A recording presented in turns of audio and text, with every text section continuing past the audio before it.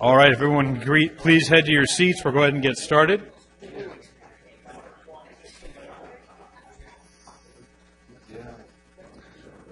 All right, I've gotten a nod that we're ready to go, so we'll go ahead and call the meeting to order. All right, Kevin, stay standing. Oh, here I sat down. Kevin, would you lead us in the pledge of the flag? He needed that. He's counting those steps. Ready? Begin. I pledge allegiance to the flag of the United States of America and to the republic for which it stands, one nation, under God, indivisible, with liberty and justice for all.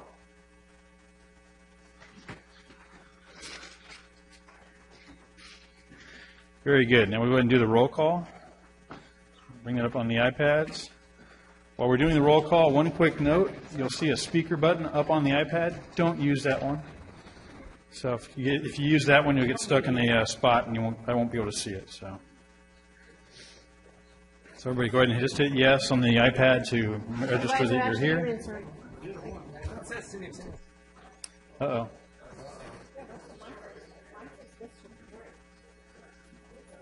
No, that's just the mover and the seconder, guys.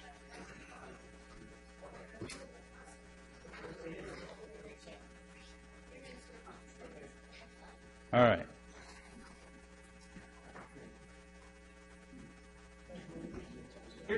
Western Municipal Water District, could you please vote? Thank you. All those votes going to vote?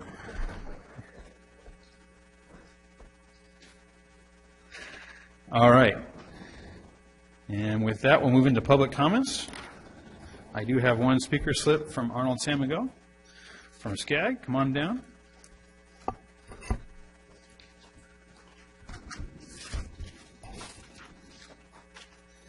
Chairman and members of the Executive Committee. The Southern California Association of Governments, in partnership with the Southern California Leadership Council, will be holding its 7th annual Southern California Economic Summit at the Los Angeles Hotel Thursday, December 1st. Job recovery, improving economic viability for our local communities, attracting new business are the calling cards for state and local elected officials, public-private sector CEOs, business and labor leaders, stakeholder agency representatives, and city managers to attend. Along with our annual overview of the state's of the region's economy, the key issues affecting us, this year's event will revolve around the innovation economy, how we can be a part of it in a way that all may participate and benefit in our future prosperity. Registration is now open. It's complimentary, and look forward to seeing you on December 1st. Thank you, Mr. Chairman. Thank you. Any other public commenters? Not seeing one running down. We'll move on to the consent calendar. Items A through Q on the consent calendar. District 1. Kevin? Thank you, Mr. Chair. I'd like to pull items D as in David, L as in Lincoln, and M as in Mary. All right. E, L, and M, right? Yes.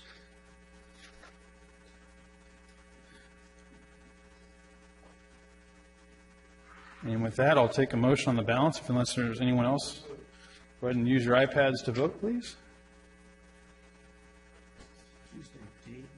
D as in David. City of Canyon Lake, please vote.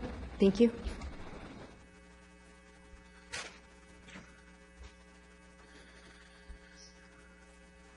Okay, Kevin, on item D, do you want a presentation, or do you just have a question, or?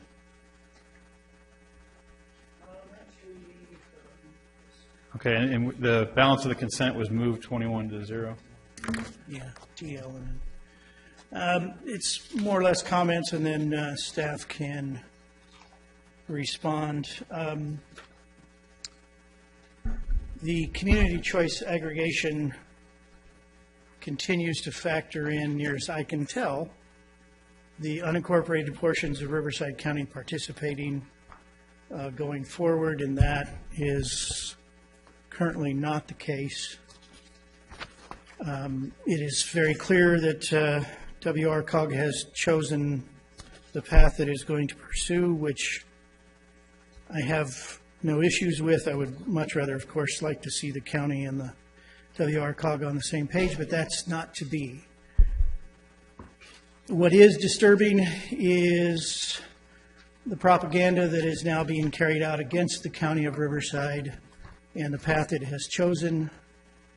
The propaganda is being pushed by the California Alliance for Community Energy and distributed by WRCOG. And in the 3, 4, 6 pages of attack material against the county of Riverside and its possible operator, all I can say is it's a really sad path that is being chosen by the Alliance and potentially by WRCOG for distributing the material. I would like to have Brian Estandi come up and say a few words to push back on the material that is being distributed against the county and the accusations that are being made. Brian, I don't know what you can offer, but it's a pretty sad state of affairs. The path that WRCOG is pursuing is essentially paying for, I believe, what I can read from the report, the most renewable package as possible. It's a wonderful choice. I respect that. The path that the county is choosing is a turnkey operation, which doesn't necessarily utilize all renewables. Just really upset to read this report. So, Brian, if you have anything you could add, it would be appreciated. Thank you, Supervisor, Mr. Chairman. What Supervisor Jeffries is referring to is a report that was sent to me through WRCOG and CVAG, and it's really, as Supervisor Jeffrey mentioned, it's more of an attack piece on a model that we're not using. It's conflating, contradicting different things, and it's talking about something the county's not actually contemplating. The model that they say turnkey outsource, that is not what these people are putting out as how bad it is. That's the frustrating part. We're getting attacked on something that's just false and erroneous information. It makes it hard to have a good argument, a good discussion, when we're not all talking about the same facts. And furthermore, actually in the staff report from EES, the consultancy, once again, and I brought this up at the TAC meeting and so forth, there's a fact in there that's not correct, according to us. It talks about the cost of the outsource model costing more because it says the cost of money will not be public money and therefore the private market rate is higher and so on and so forth. We're not contemplating going out to sell a bond, which I think this is what they're referring to build a power plant or solar field or something like that. We're not talking about doing that. The only money would be short-term bridge loans and such, and I talked to Barclays Bank, who loans for one of the entities in Northern California. They said, no, there's no issue there. We loan at LIBOR plus maybe a quarter point, very low rate loans. We would anticipate that would be the same thing here. So once again, it doesn't help to evaluate these different programs if we're not using the same facts, and that's the frustrating part of that. And the information they put forward on good energy, it's just, I don't know, I won't bore you with going point by point, but the company's contemplating legal action. They will bring forward their own counterpoint, and they can defend that part of it since they were addressed in there.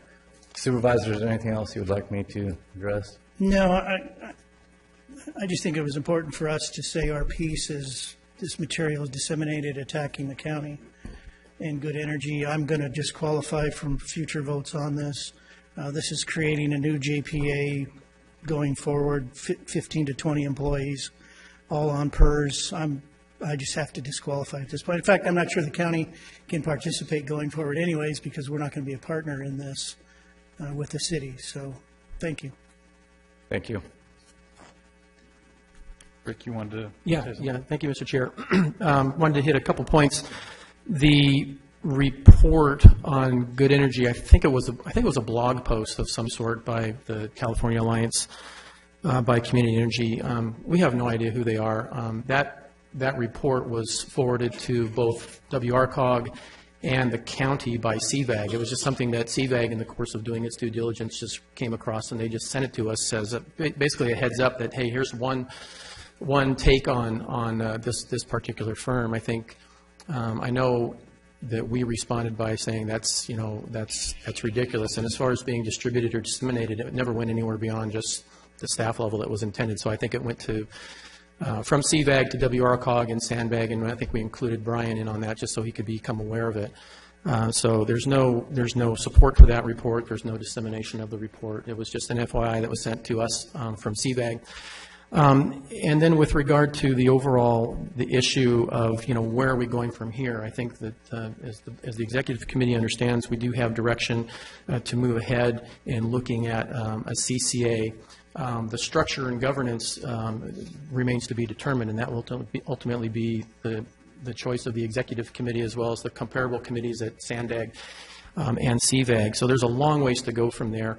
With regard to the CCA study structure that's being undertaken by the two counties, including unincorporated county data, we thought that would be the most thorough way to do it, and that is to look at a potential CCA for the two counties, including the unincorporated area, and also running a model excluding the incorporated area, so that when we actually have this governance structure options, that the board can fully see the three models as if the county were participating or not participating. And again, no decision has been made about whether or not to move ahead with such a thing, and if so, what the scale and the governance structure actually is. So we're really looking forward to having these governance discussions, and actually we're really encouraged and hope to have the county on board as well, because to be honest, we don't know what the best structure to move forward actually is, whether it's a standalone third-party-ish CCA, such as what the county is pursuing. That might actually be the best model for all the jurisdictions in western Riverside County, all of Riverside County, and in fact San Bernardino County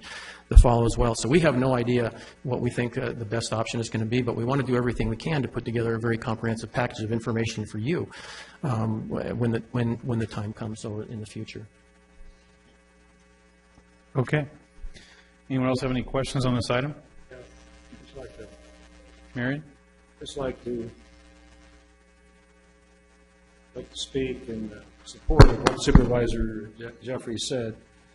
We think we have a very good model going forth that will have superior savings to the consumers. And, we don't know how it's all going to end up, but we were really taken aback by the erroneous air-filled diatribe, hit piece, whatever you want to call it, that came out of it, and we'll discuss it with CVAG. I mean, they didn't generate that; it just somebody gave it to them and they passed it on. I'm sure. And I appreciate Rick. Appreciate your comments in response to that. Thank you very much. Okay, I don't see anyone else in the queue. This is a receive and file. Do we need an action on this? I guess we do since it was on consent, right? It's a receive and file action, so we can have an action receiving and filing. Okay, I need a motion for that then. Someone wants to use the, there we go, I got a second on there. So when we use our iPads, move item D.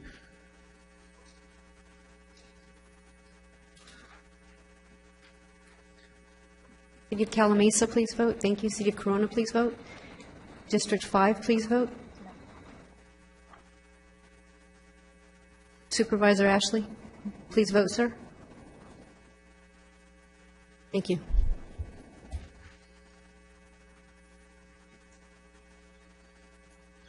All right, that's approved, 20 with 1 abstention. All right, on to item L. Kevin? Thank you, Mr. Chair. If you could have staff advise the process that is going to occur for everybody up here under item L, members' taxation status, and what's going to happen for those of us who don't accept a stipend. Absolutely. Thank you, Mr. Supervisor Jeffries. Thank you, Mr. Chair. Okay, with respect to the committee members' taxation status, what this is we're converting board members up here, committee members that are currently receiving 1099s and a flat $150 stipend from a contractor-based to an employee-based. And we're transitioning out this in January, so we begin the beginning of the payroll year. So the process we have in your packets today are information that we'll need in order to make that happen. If you choose to elect to receive the stipend, of course, that's up to you. But if you do, we're going to have some taxes taken out, small amounts, which include the Medicare. And one of the things that we have in there as well is the 457, which is in lieu of Social Security, because we don't currently withhold for Social Security here at WRCOG. We're going to do a mandatory 7.5% towards a 457. So that'll be withheld. So that'll be taken from the 150. The plus side of this is that we'll be able to give you direct deposit, and for the most part, your stipends will be available on the next business day. So that'll be going, and at the end of the year, instead of receiving a 1099, you will receive a W-2. That's kind of the process and the thinking. And just to give some background on this, the reason for this is that I've had some conversations with several agencies. One particular CVAG, a couple of years back, they actually had a tax audit. The IRS ruled that the income given to board members was actually income, and they're considered employees, so they wanted that taxed. And so we're going to go, WRCOG has taken a conservative approach. We're going to take the same approach and have the board members here, committee members, now employees. So we'll make that transition happen in January, so you have some time to get the paperwork in, and we'll be doing those direct deposits as right after the day after the meetings are done. So hopefully that answers some of your So questions. everybody will be WRCOG employees come January. Yeah, everything is done in-house, so we'll be able to handle that all of ourselves, so, correct. I'm good. All right. Any other questions, anyone? Go ahead and look for a motion and a second on the iPads. Moved by San Jacinto, seconded by Randall Valley. Everyone else, please vote. And while we're doing this, fill out your W-4. City of Lake Elsinore, please vote.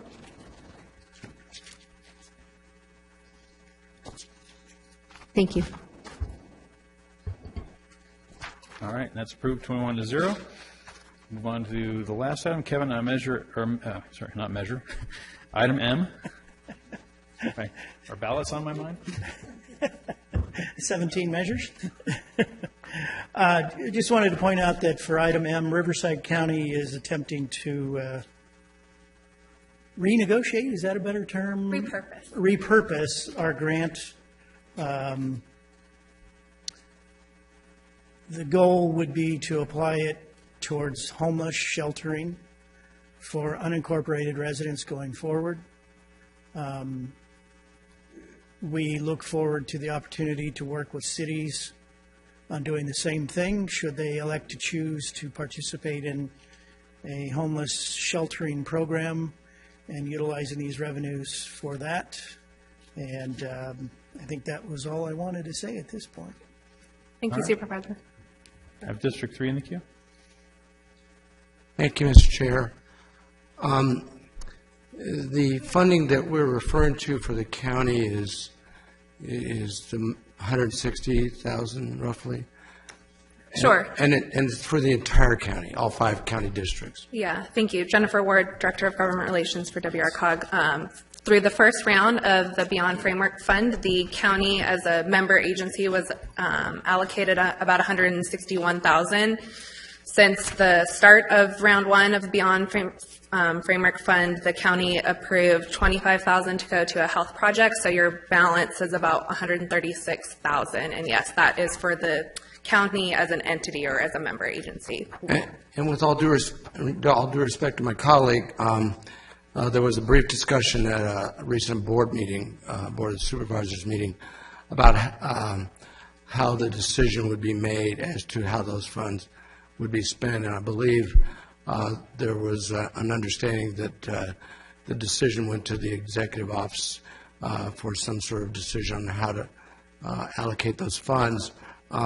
But in light of the fact that it's actually for 5 districts, I think we ought to, and I would support reserving that decision on how that money gets spent until the Board of Supervisors can come to some sort of agreement as to how we spend that money. I know I, along with perhaps at least one of my colleagues and a number of my city members, have expressed a desire to seek support of an effort in providing better cancer services in the southwest and maybe a little beyond the southwest region of the county. So I would prefer to have some open dialogue about how we spend that rather than just having that be a directive that comes from just one supervisorial district.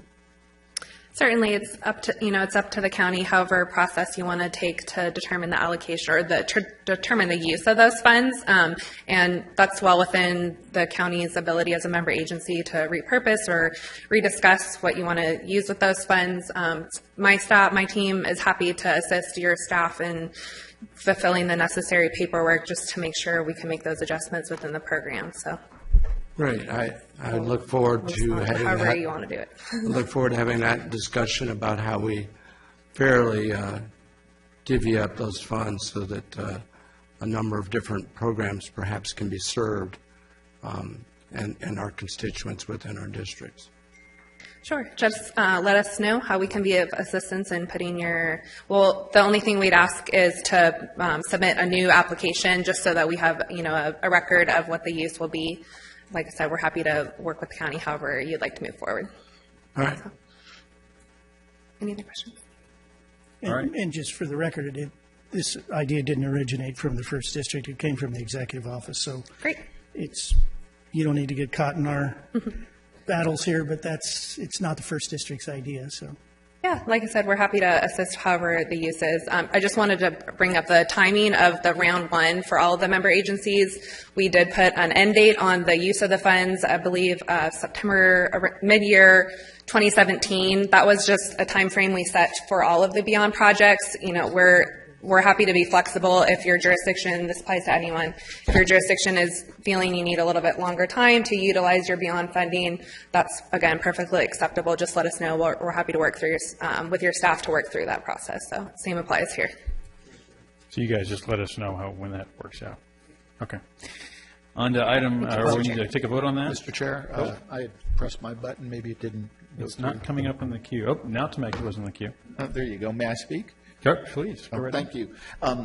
Supervisor Washington, I'm glad you brought that up because I didn't expect it to come up, and we've had some discussions last week, and something I'll put on the agenda later on for future consideration for WRCOG here.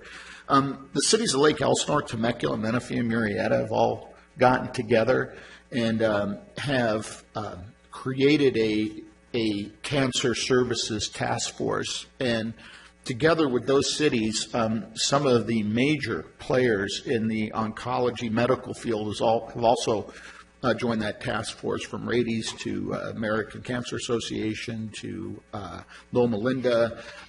Literally, we're doing some good work to bring cancer services locally, primarily without getting into too many details here. People having to drive to Orange County and San Diego typically to get those things. And so we finished to get those services. And we finished our first meeting of that task force last Thursday, we needed to get some sort of funding to have a facilitator to move this further along. So we're looking for funding sources.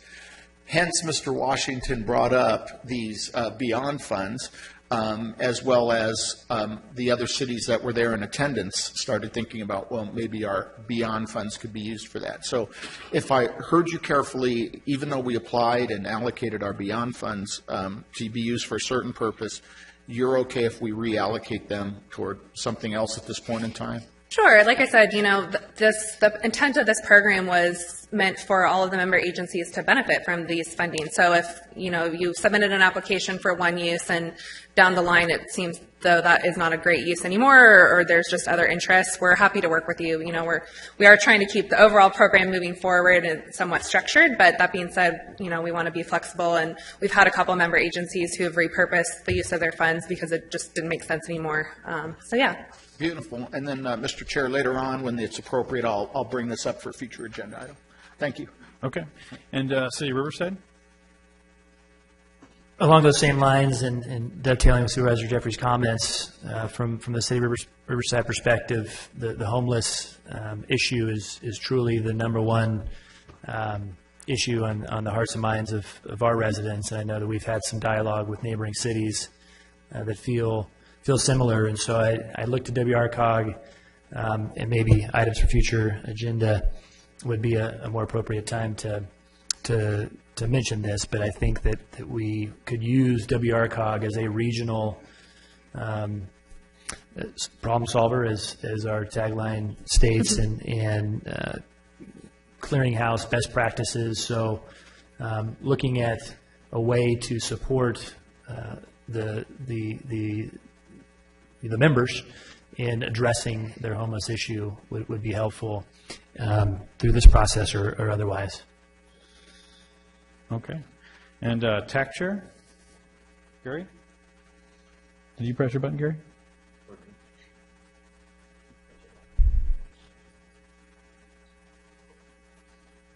Go ahead. Did you press your button? No. Oh, okay. It came up TAC Chair. Anyone else down that area press the button? Seat 20? All right. Anyone else who would like to speak on this item? Not hearing anyone, I'd look for a motion to go ahead and move this item forward.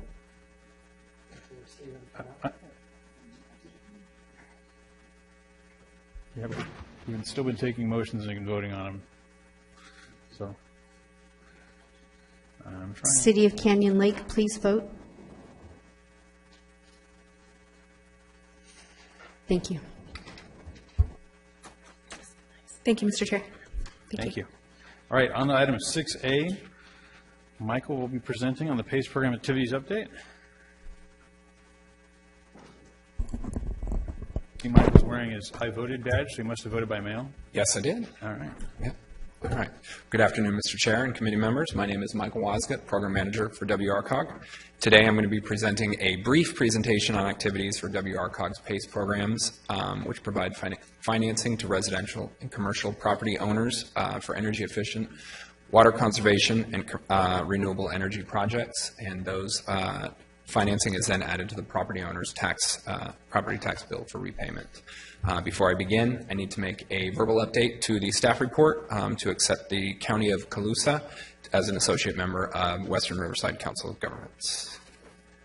Per the HERO program report, when a property owner wishes to install a product that does not currently fall under the list of approved products, the property owner must submit a custom improvement application. And attachment 1 in the program or in the agenda is a request for a energy efficient natural gas fireplace insert. The selected product insert exceeds the EnerGuide program standard of 61%, with a fireplace efficiency rating of 74.8%. And in addition, natural gas fireplaces burn much more efficiently and cleanly and distribute heat more evenly throughout the customer's living space. So that being said, I have 6 actions today. 1, to approve the custom application for installation of the natural gas fireplace insert. 2, receive a summary of revised California HERO program report. 3, conduct a public hearing for the cities of Belmont, Fort Bragg, Grass Valley, Half Moon Bay, Newark, Pacifica, Paradise, Point Arena, Redding, Watsonville, and Weed for purposes of considering the modification of the program report for California HERO to include those jurisdictions and to hear all interested persons that may appear to support or object to or inquire about the program.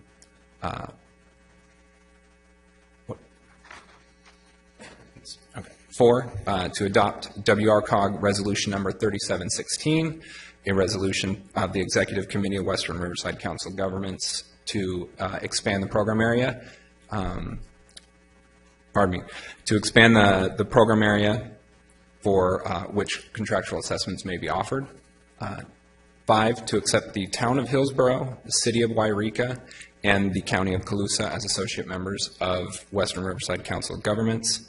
And 6, to adopt Resolution 3816 to declare the intent to modify the HERO program report to increase the area offered. and set a public hearing for December 7th. Thank you, Mr. Chair. I'll take any questions. All right. Any questions, anyone? Not seeing any. I'll look for a motion on the iPad once that comes up. Excuse me, Mr. Chair, we will need to hold a public hearing. Oh, well, sorry. I need to open the public hearing. I don't have any comment cards. Is there any public comment? Do we have any callers online for the California Hero Program? I hear none. All right, I'll close the public hearing. Anyone else wish to comment? Thank you, Steve. All right, now we'll look for a motion on the iPad. I have the City of Banning and the City of Temecula. Everyone else please vote.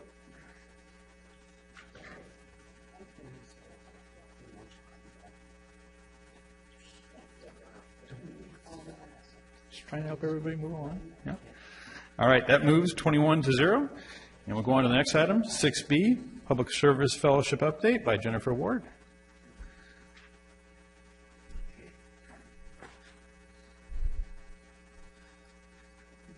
I like how you put yourself on the PowerPoint first and then come out. That's pretty good.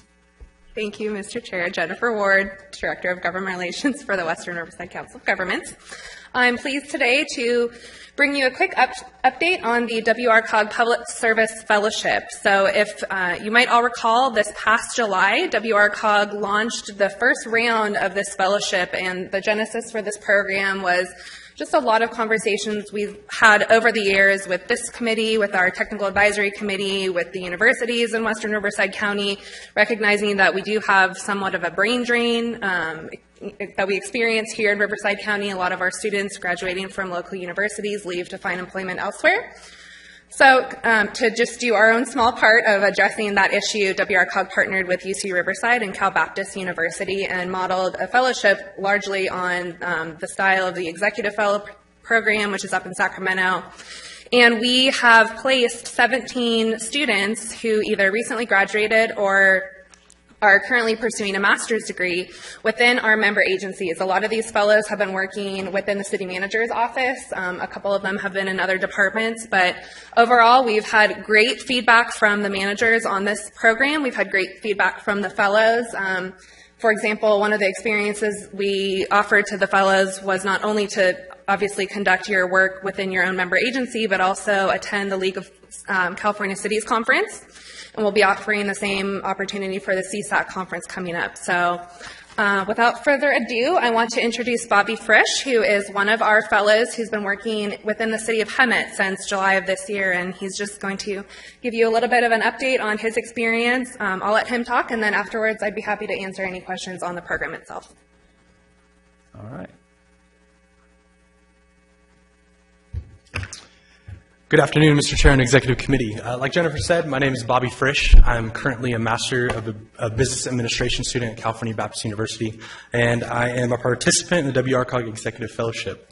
I'm excited to be able to provide a little bit of insight of what the fellowship looks like from a fellow perspective, as well as give you an inside look about what projects I've been assigned, as well as what I am going to be taken away from this program.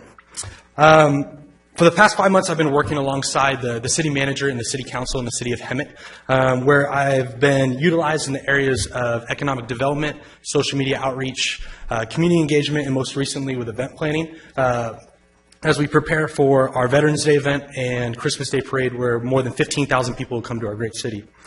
During my time in the city of Hemet, like I said, I've been utilized specifically with social media. That has been a big foundation of a lot of the projects that I've been assigned to. I specifically have been assigned to find strategies that work with engaging with the younger generation within our city. So we've been trying out a lot of different new strategies and projects, some more that I'll get into a little bit detail a little bit farther down, but that has been the vast majority of my projects.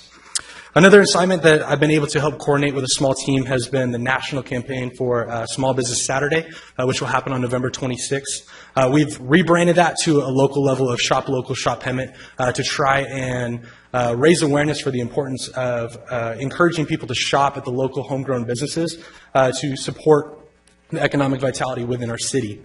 We've coordinated social media strategies along with a lot of strategies that some local small business leaders have used to help get their business to the level that it's at. And we're hoping that that will not only build a foundation and support to encourage people to get out on November 26th and shop local, but for it to support economic development well past that date. One of the bigger projects I've been excited that we've been working on for the past 5 months has been our online newsletter. We've been thinking of a strategy to bridge the gap between communication from City Hall to our residents. So I threw out a crazy idea of let's just do an online newsletter, and someone thought it was actually somewhat of a decent idea. So with a lot of their help, their guidance, as well as some great feedback, we've launched this last week an online newsletter called What's Up Hemet. With the coordination of it on social media using the hashtag, we've seen more than 100 people already post photos, stories, and videos of what they're doing around town, as well as we've seen more than 1,000 people in the 3 days that we launched it have read our online newsletter and seen what's not only happened in the last 2 weeks in terms of events and projects, but what is yet to come for the departments that don't see as much exposure, such as engineering and public works, but it will still highlight every department. Now, I can talk about all the projects I've done, but as I'm sure you know, you wear many hats, especially in a smaller city like Hemet. So I think the one thing that will really portray how valuable this program has been is not just the tasks that have been assigned, but more the people I get to learn from. Because of your approval of this program, I've been able to be mentored by a city manager every day through the tasks that I do. I get to see the hard work of the city council. I know Mayor Bonnie Wright, she isn't here today, but she's been so vital in just my personal development.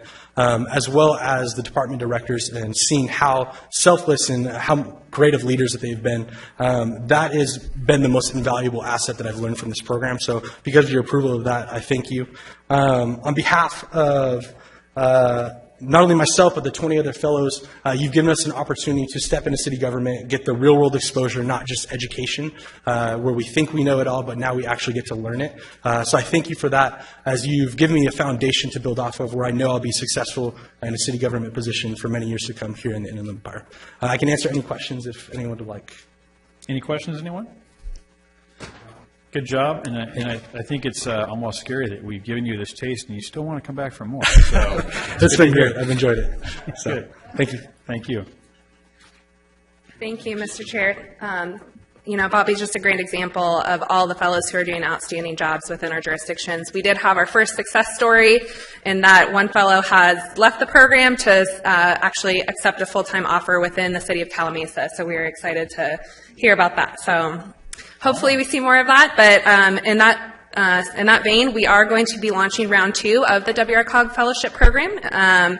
One direction we did receive from the TAC at our last meeting was to continue our partnership with UCR and Cal Baptist, but to incorporate even a wider pool of potential candidates for this fellowship, we're going to be reaching out to Cal State San Bernardino as well as Cal State San Marcos at Temecula. So hopefully expanding the pool. We definitely want to continue providing just the most top-notch quality candidates for this program. So with that being said, I'd be happy to answer any questions at this time. All right. Not seeing you in the queue? Anyone? All right. Thank you very much, Jennifer. Thank you. And this is just receiving file, so we'll go ahead and go on to the next item, the Water Quality Enhancement Framework. I have Calamasa in the queue. Is it delayed?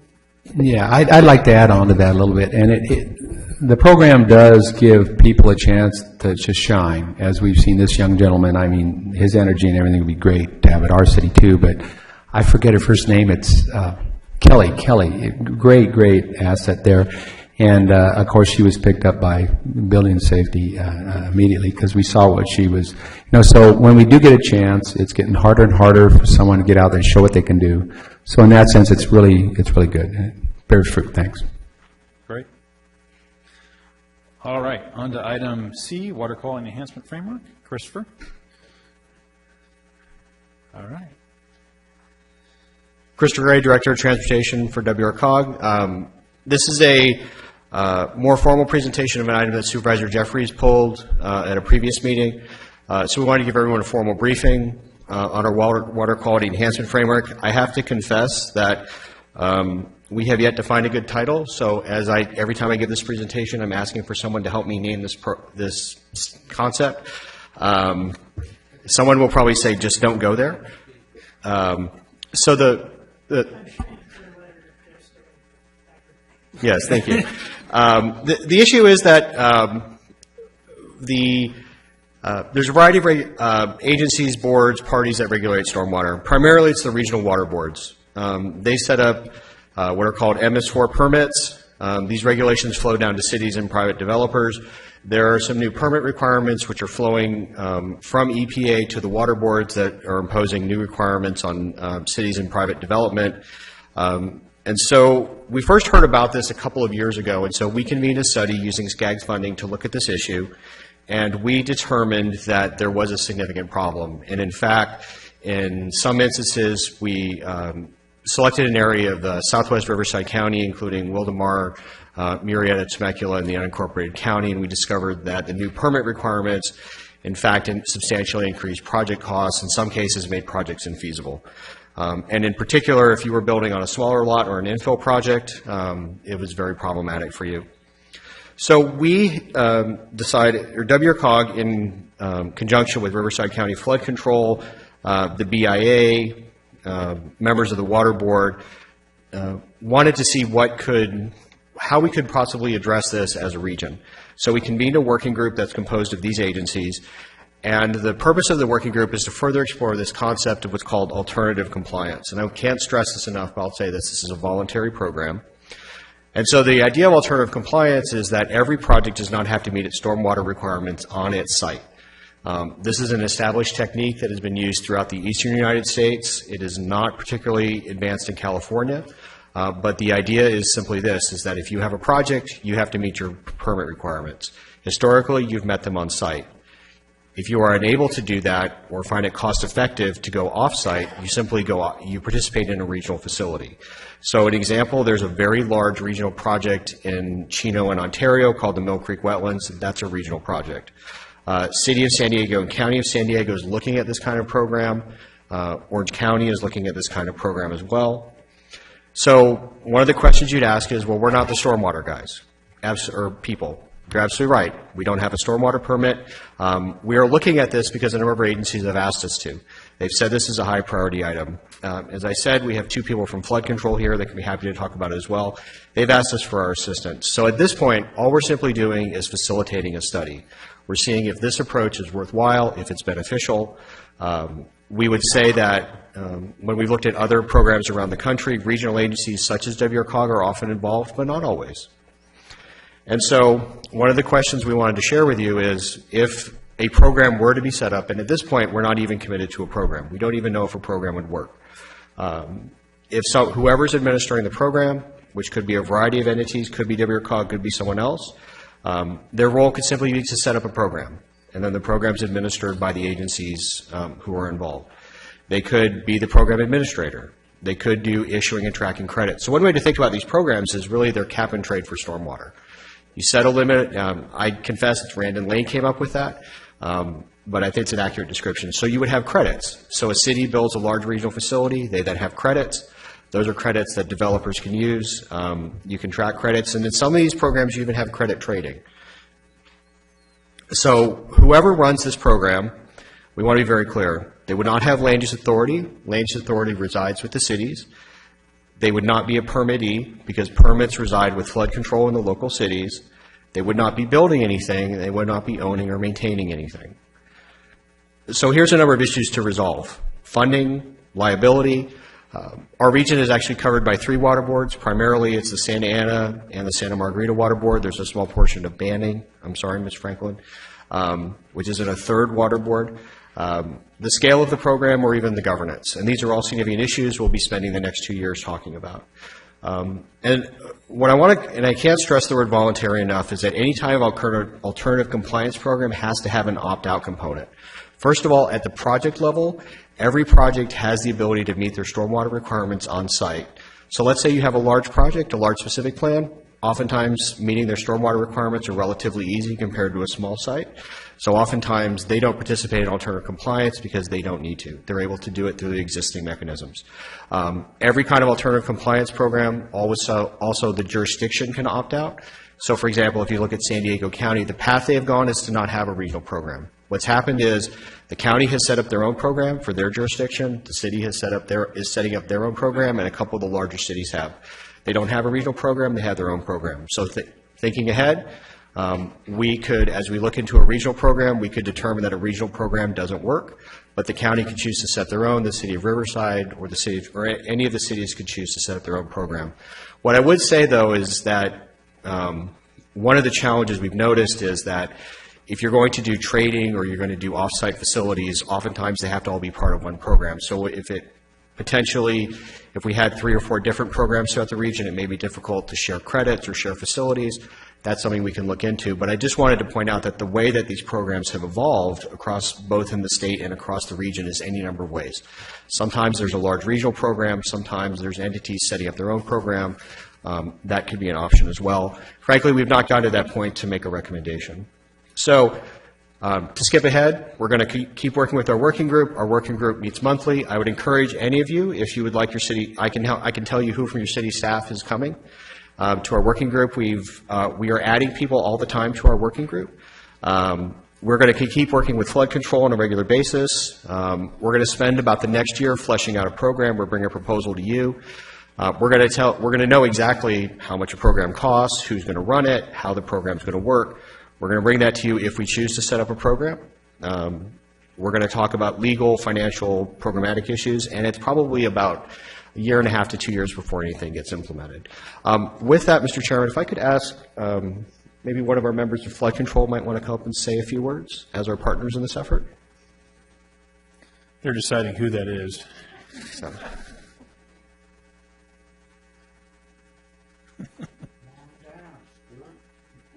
Here I am. Good morning, members of the afternoon. Is it? Oh, geez. Anyway, good afternoon. It's been a long day. Good afternoon. Glad to be here. We really appreciate the support that WRCOG is providing. While we are able to implement fees, we have some limited experience, and we really welcome their help here and helping us on this water quality alternative compliance framework. Thank you. Thank you. Mr. Chairman, that concludes my presentation. I'm happy to answer any questions you may have. All right. Anyone have any questions? I'm not seeing anyone in the queue. Nope, I think we're good. Thank you. All right. On to the next item, which is also you, Chris. So it's also me. The TUMF program activities update. Yes. Right ahead. So, good afternoon. This is Chris Gray again, Director of Transportation. I'm here to talk about, just give everyone a brief update. This is a receive and file item, a brief update on our Nexus. I'm sorry, there's an action. So, yeah. But primarily we're here to give everyone an update on our TUMF Nexus study. Primarily, we've been working with our ad hoc. As you remember, several months ago, you authorized us to form an ad hoc, which is composed of 3 elected officials, Mr. Gaiba, Mr. Bailey, Mr. Hewitt are all here. We have 3 city managers, Rob Johnson, Grant Yates, and Gary Thompson, and then 3 public works directors. Supervisor Jeffries, Patty Romo from the county is very active, so we have the county represented. We also have someone from Eastvale and the city of Banning. So as part of that effort, we've been sharing with the ad hoc and also sharing with you all the technical work we've done on the Nexus study. We have new growth forecasts. We've done new modeling. We've updated technical data in the study. There's about 40 different inputs that go into the Nexus study. We've updated 38 or 39 of them. I don't know why it's not for, there's one we didn't have to update, but we checked on that. We also went through all our comments we received from all the parties. And so we've been sharing over the Nexus study. We've had 2 meetings on the ad hoc. They've asked us to look at potential phasing in the scenarios, reducing network costs, reducing the cost of the program. They've asked us to look into what the changes in overall development costs, depending on how fees go up or down, and we've shared that information with the ad hoc. One of the major items we've been looking at is verifying that every single project that's in our Nexus study is still needed. We have a series of quantifiable criteria which are in our admin plan. Essentially, for a road to be eligible for TUMF funding, it must be proposed to have 4 lanes. It must have carry over 20,000 cars per day in the future, and it must be approaching its capacity. What we have found is that based on some changes in growth forecasts and changes in traffic patterns since the last time the Nexus study was done, about 10% of the projects no longer qualify. That's significant because that reduced the network cost by 10%, reduces the fees by 10%, and the ad hoc has asked us to further review that list and also looked at some phase-in scenarios. So what that does is it substantially reduces the fees from any fees we've brought forward.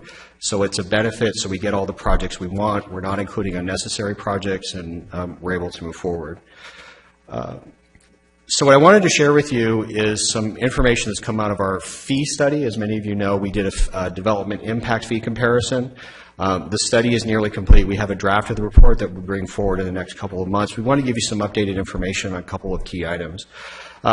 First of all, one of the questions we've been asked is, what's the impact of increasing the fees on overall development costs?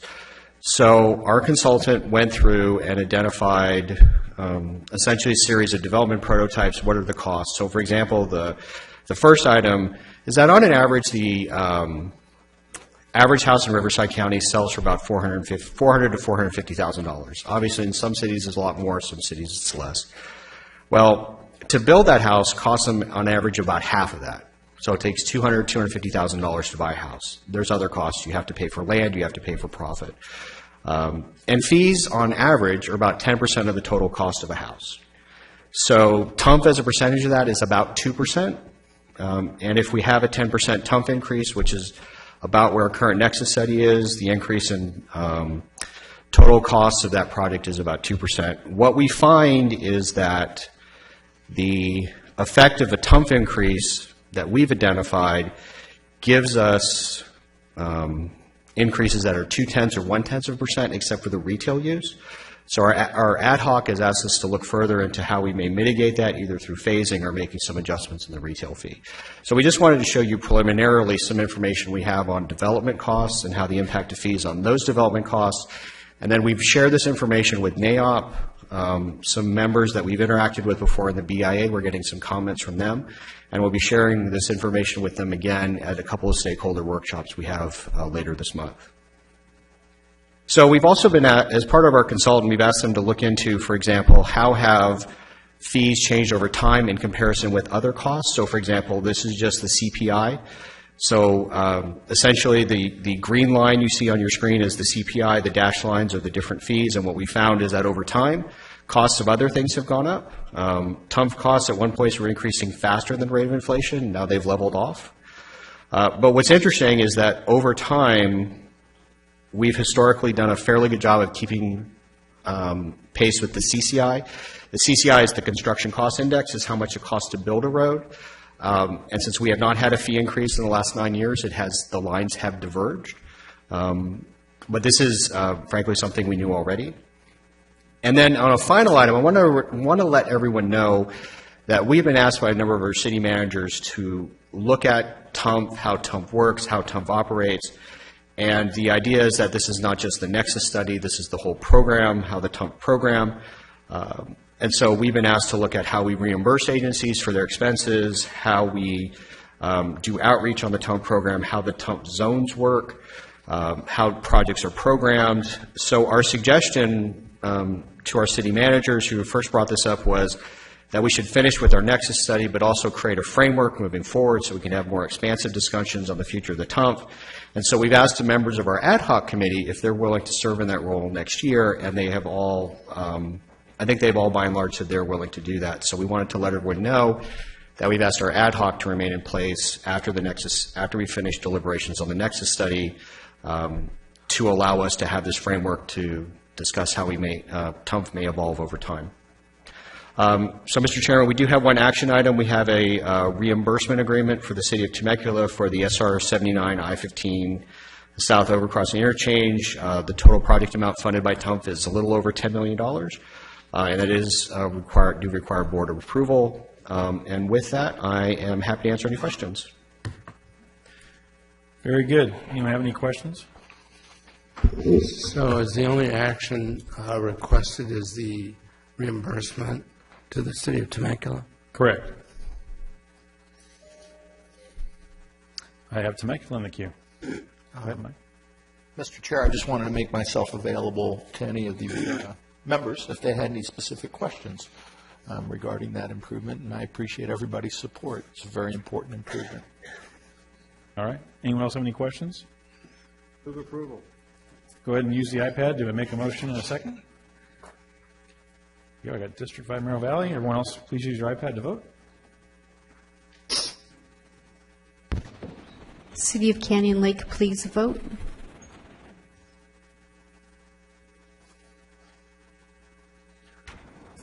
Just a minute, I have to log the water districts off of this because they don't vote on time.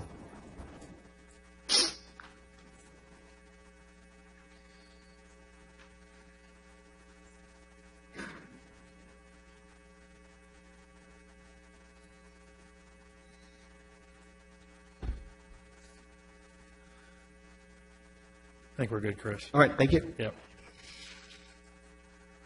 There we go. That passes 19-0.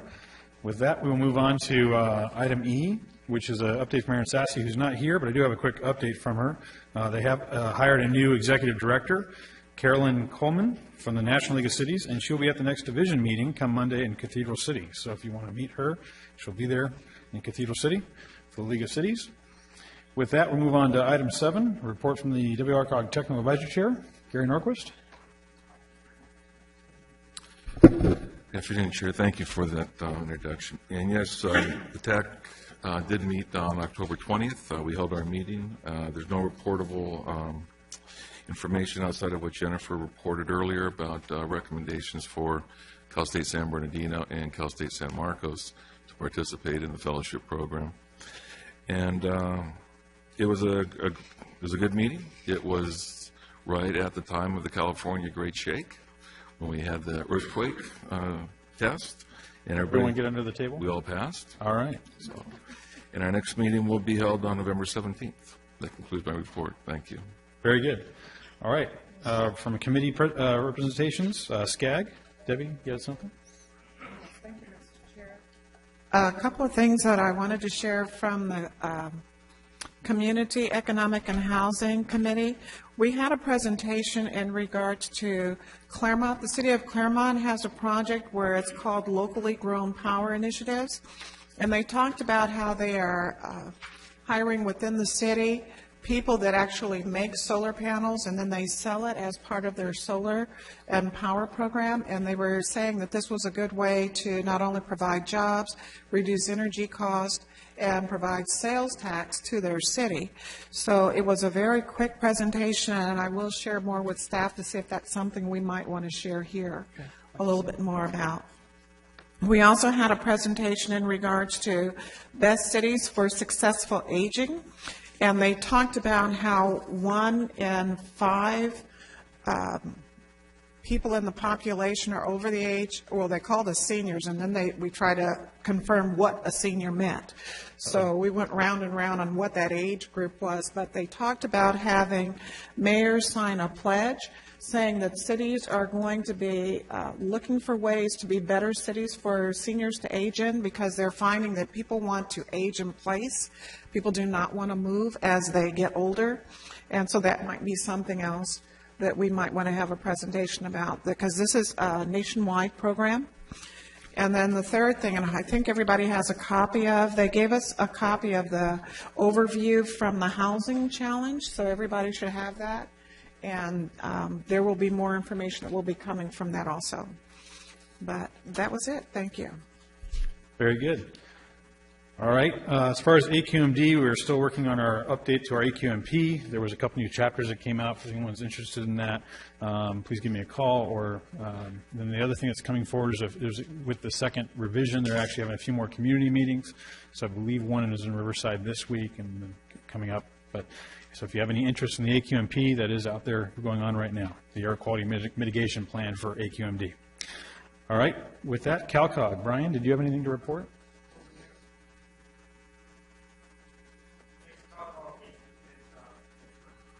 You're still not on there. The next CalCog meeting is next Monday. Great. All right. And with that, we'll move to a report from the WRCOG Executive Director. Rick? Thank you, Mr. Chair. Just a couple things to report. First, last Thursday, I know a number of you had the opportunity to attend the official signing ceremony marking the transfer of Ontario from the Los Angeles World Airport Authority to the Ontario International Airport Authority. So it was a great event. Senator Feinstein was there, a whole number of members of Congress. The director of FAA was there, who was a former Harupa Valley resident.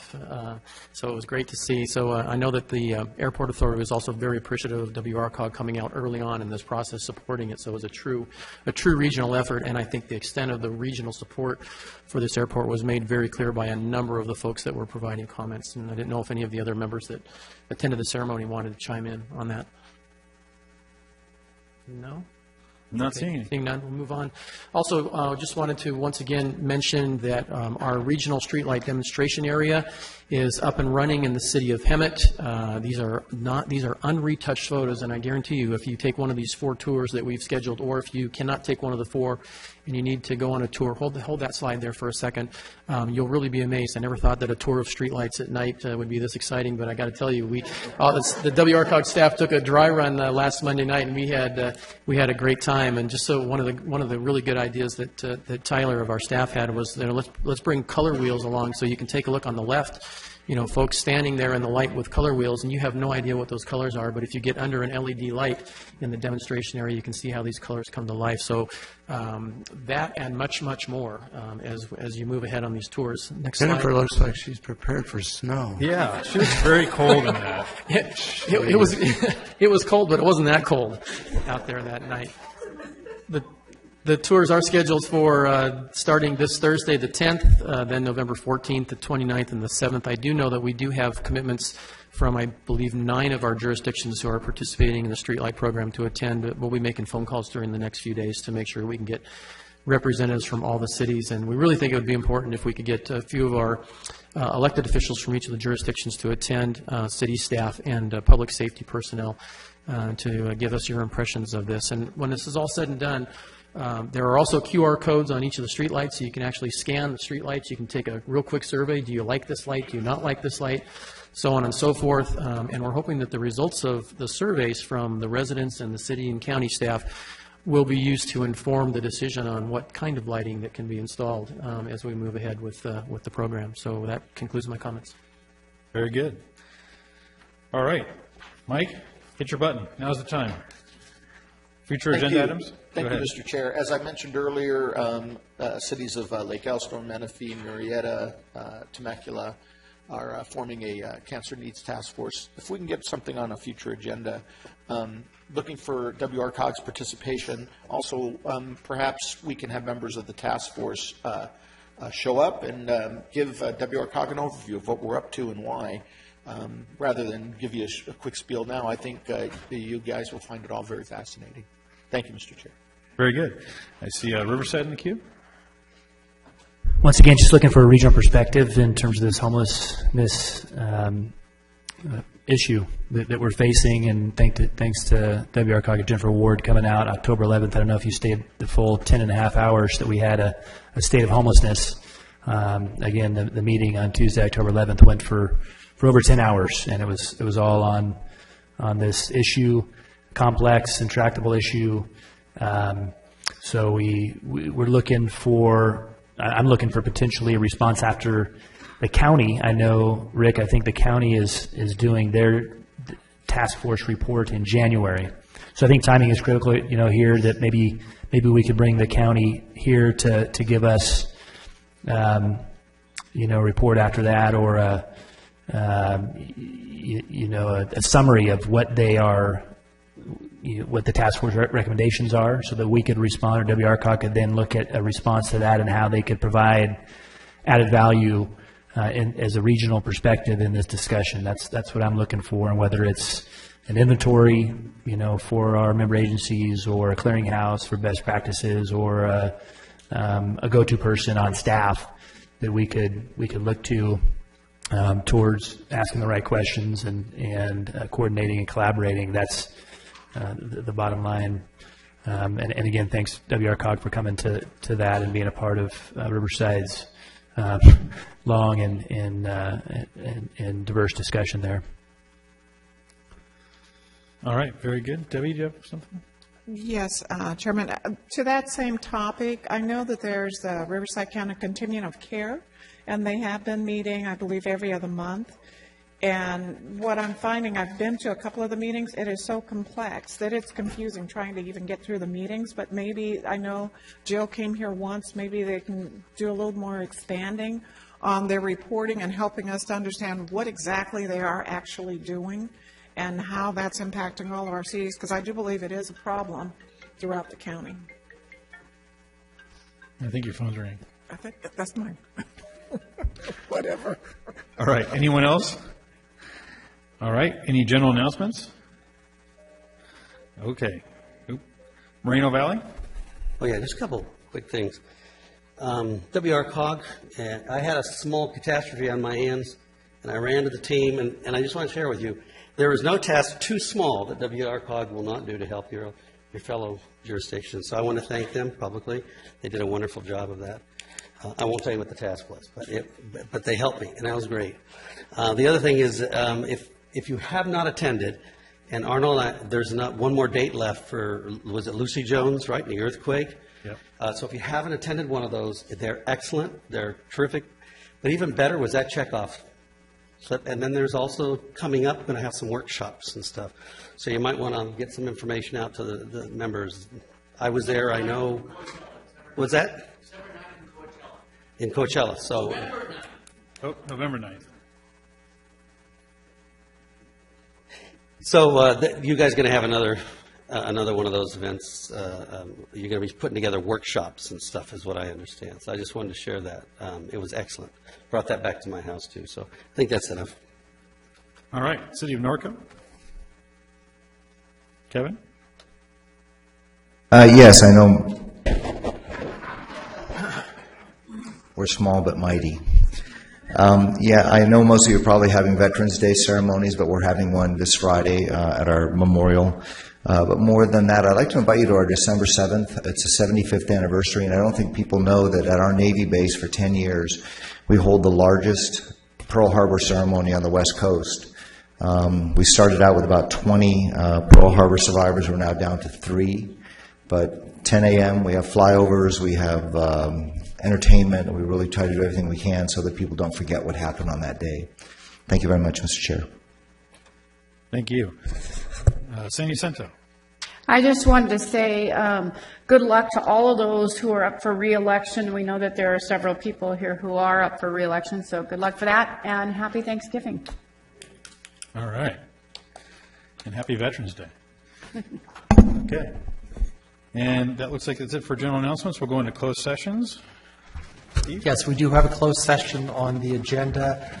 We're going to ask the board members to come down to the audience, and we'll do the closed session from there.